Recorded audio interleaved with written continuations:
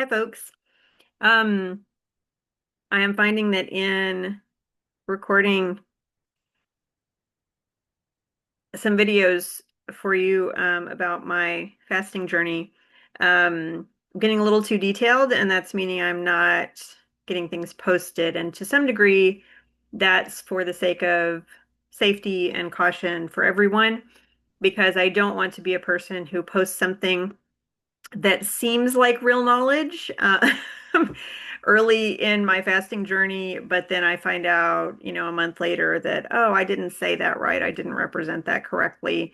Um, so so I haven't wanted to do that. I know how easy it is when we're first learning about something, to say something as though it is for sure true in all circumstances, and then we find out a month later, a year later, decade later, that that's not the case. So I just want to be really cognizant about that.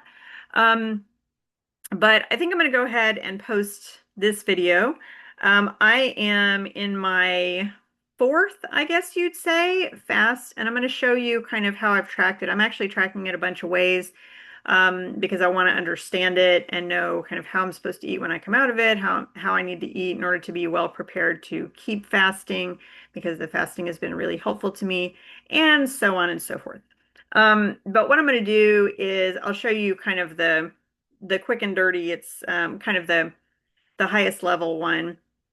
Let me share my little screen here. Boop. Here we go. Okay, so this is how I have it set up. And so I started in December, and you can tell that I have no life because I have fasted over Christmas.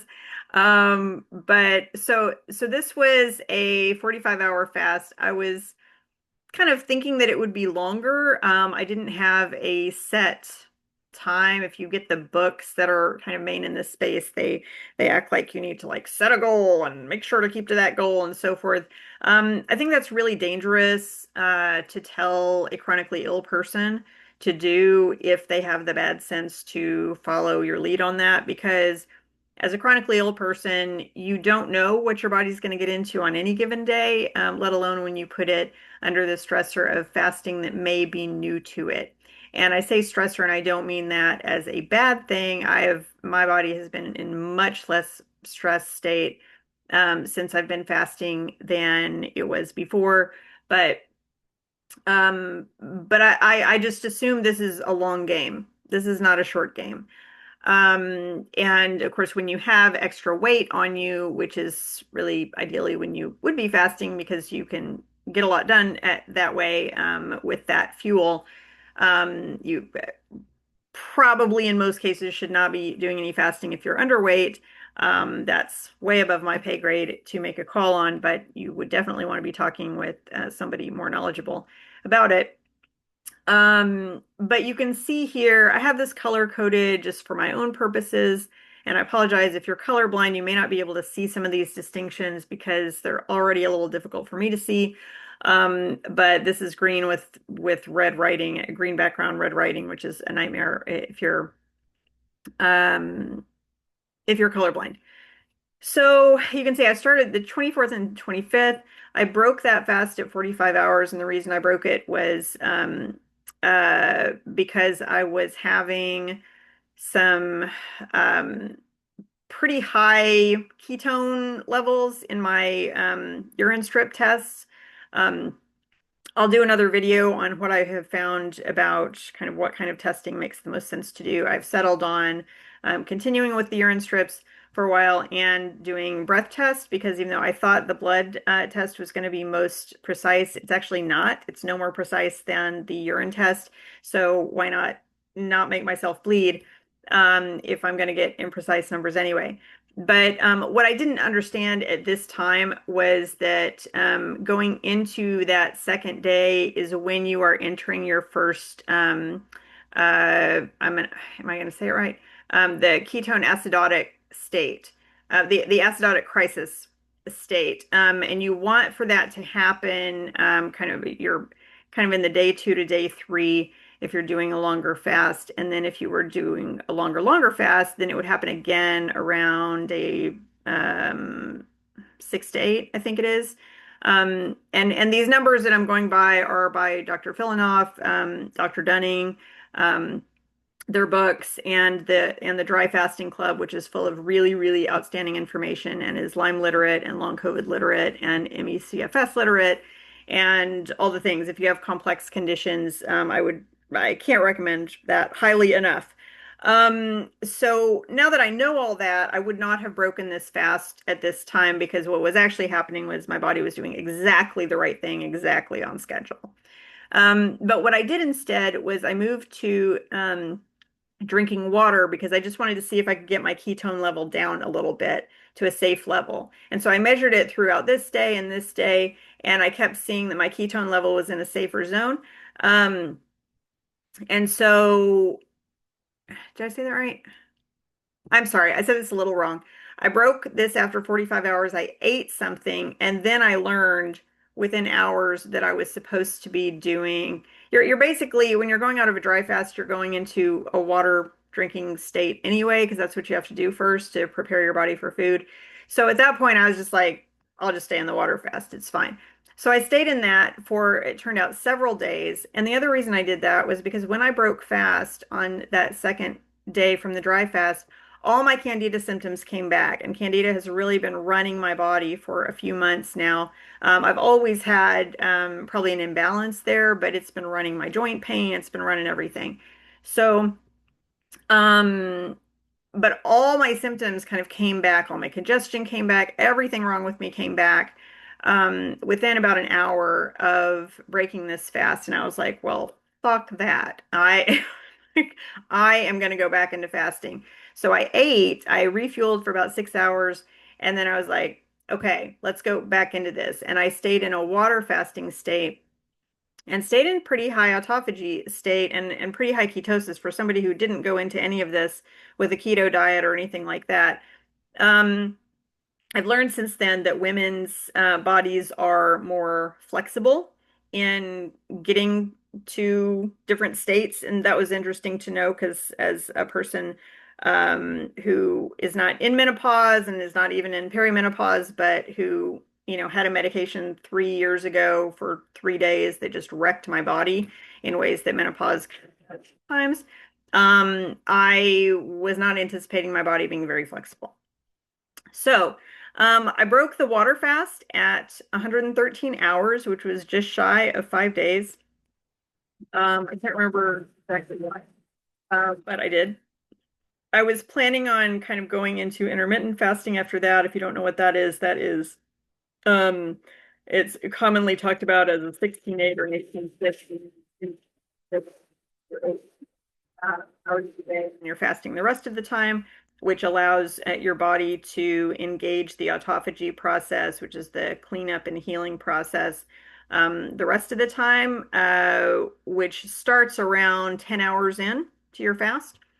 Um, and that, and you can leverage your sleep time for that and so forth.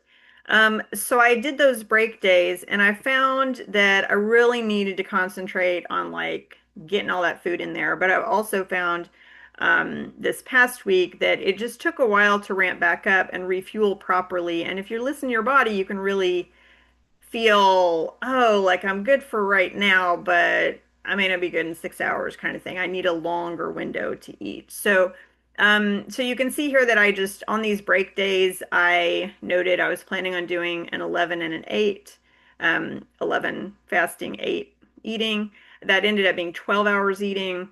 And then this day, I ended up eating for 9 hours, breaking for 12 hours. So that way I could still tell, okay, I did have some break there. I got over 10 hours of fasting, and so that means that my autophagy got a chance to do something, but not a whole lot.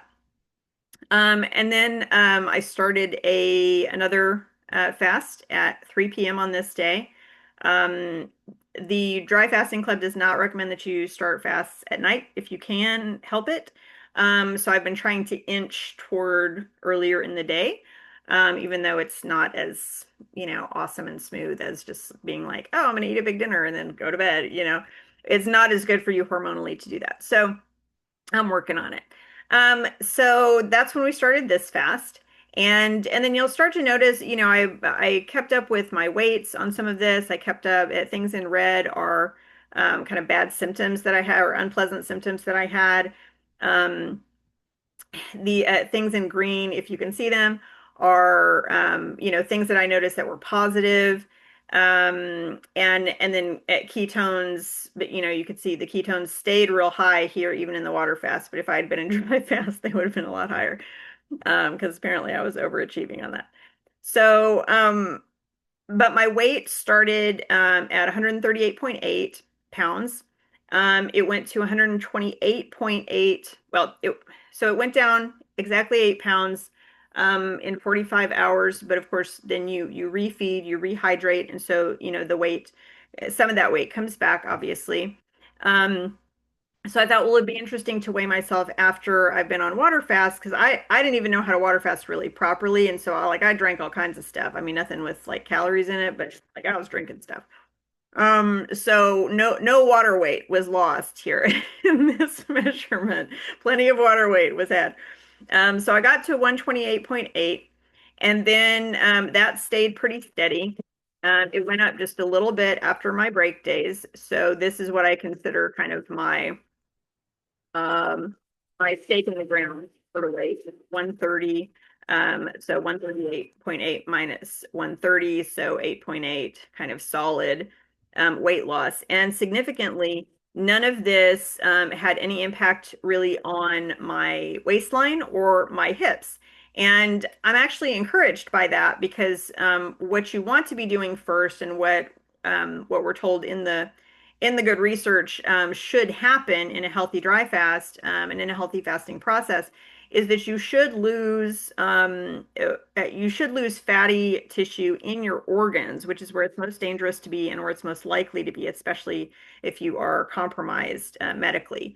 So and I didn't since I didn't lose any strength, that I could tell at all. I didn't lose any stamina, such as my stamina is, which is not very much, but I didn't lose any of that. And I didn't really lose much of anything by the end of the day. I mean, during the dry fast, I did kind of, my waistline decreased some, um, but it didn't really after that. Um, so the waistline and the hip stayed pretty steady. And then so we basically had a fast for 2 days and then a break. And then you'll notice some of the things I was eating here. I did this very haphazardly, didn't know what I was doing at first. And I had sausage, and I've now learned that's like really not a good idea.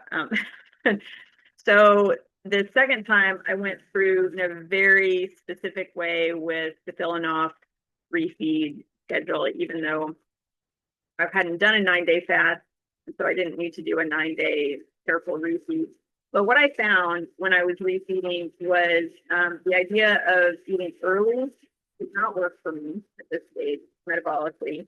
Every time I ate early, after I got up, I was hungry all day. I thought of nothing except food. It was constant. It was like gremlins in my head the whole time. And I don't need any of that.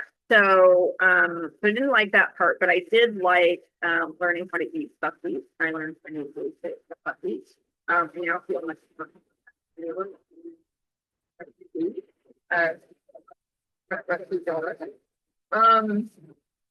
and next time I make yogurt, I will be using.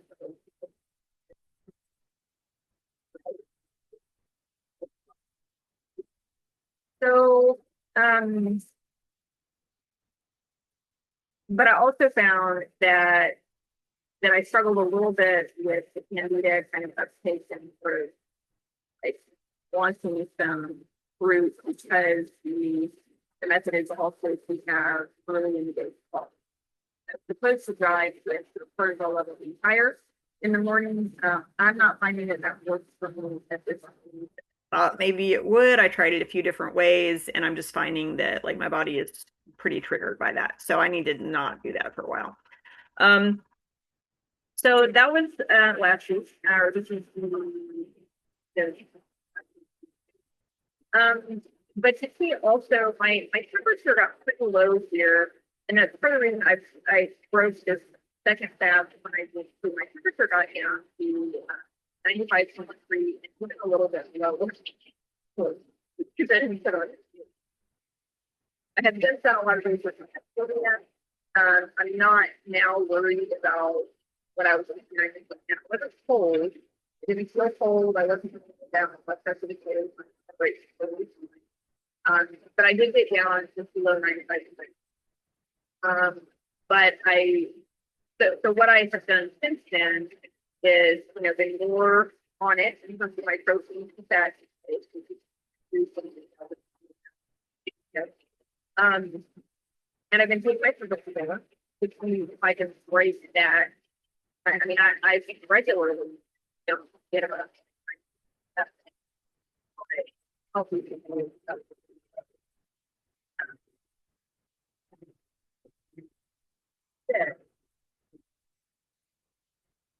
So, so it can vary a bit, but I just wanted to make sure that, I will say that so I and that was triggered really by kind of or so far it's something the body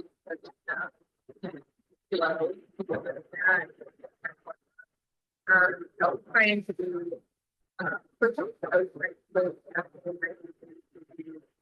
electrolyte myself, problem there, and look at index triggering. So I have good herbs that I really like to make. Urinary technology and overflow. So that's part of why I go like that.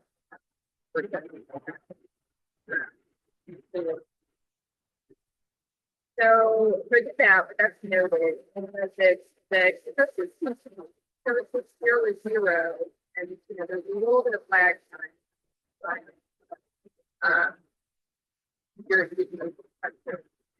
So this zero might have been but you'll know pretty quickly I got back in it's pretty impressive.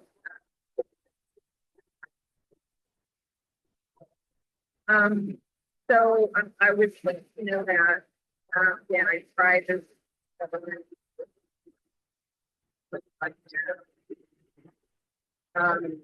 but oranges are real good for me that they're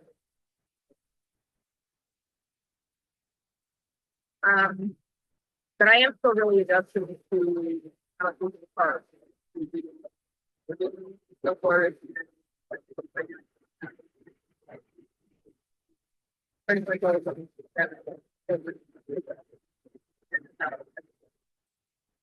crowded.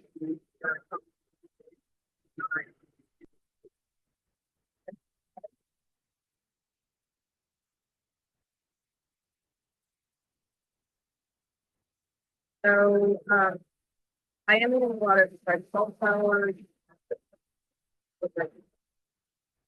Some discourse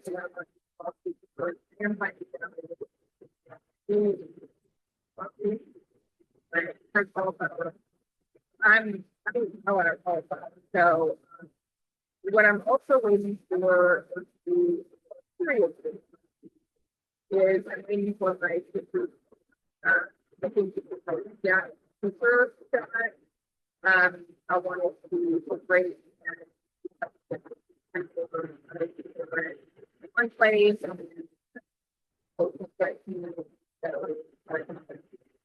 Better places, right? So maybe ordering that will if I really speak out without needing people.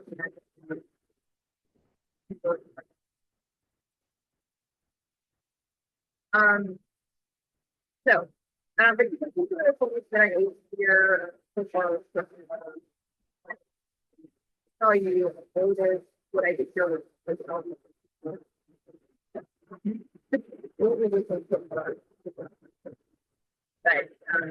I didn't do those here. But it really is so it triggered the depression. And I wouldn't have ever noticed it except that I was just doing it. That was otherwise I would go. Um, they show, but they're not supposed to.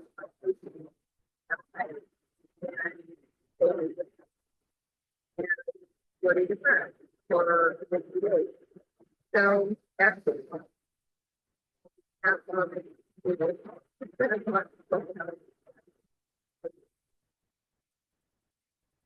um, okay, so this was the school on Friday. That started to get people. I heard it were low, but and I I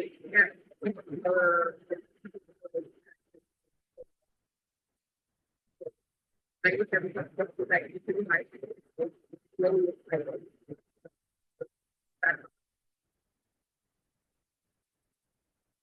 and then this is where I protest. The first thing is with something. It's probably great.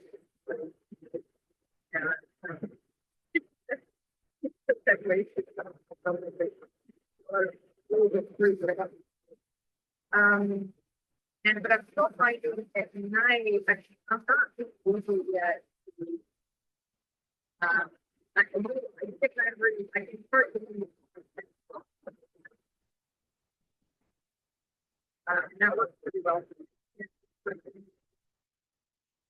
It can be fruit, it can be eggs, it can be whatever, but I was but I did realize last night after kind of thinking, didn't, and then, with the stuff,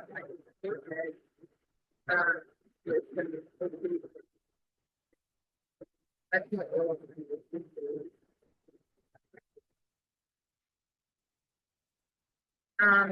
and I want to track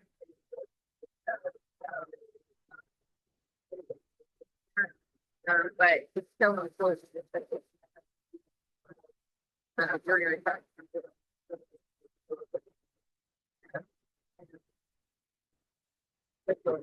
And there have been years where I know like a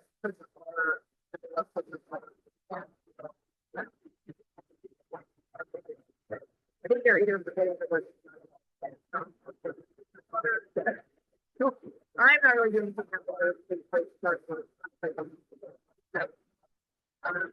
anyway, we got from 97.6 to 97.7.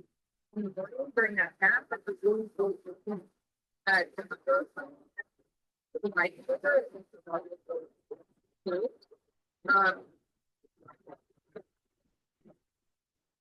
then go back in. So I guess I just said like I did in earlier. Right, so I took a break like 13 nights. But I'm back to that. And again, really going to go so fast. Okay. But I really wanted to go back to staff and I don't kind of right now and we at the time.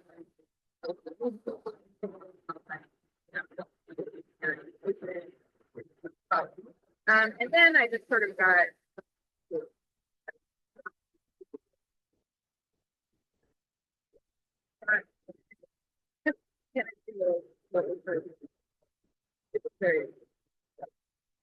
I do have one number that the application is right after I had done.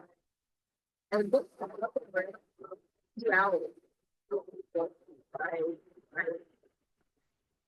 was naturally up.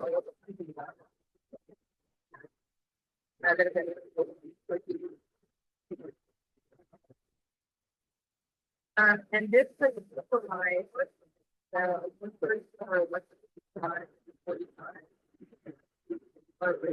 and sometimes pretty well. Right, and I was new. So, my brain is not something that, but I just feel I took it later when I was getting the rest of the 2 hours.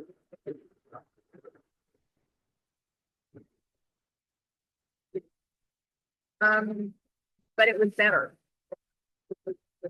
So that kind of point.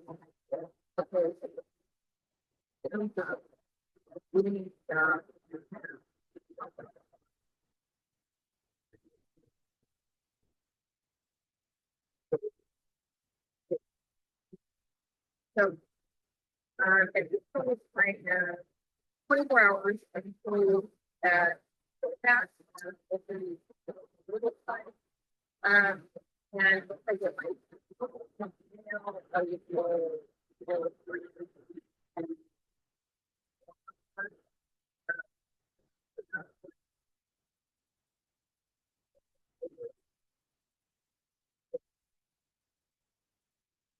so, um, so I hope that is helpful if you are thinking about, you know,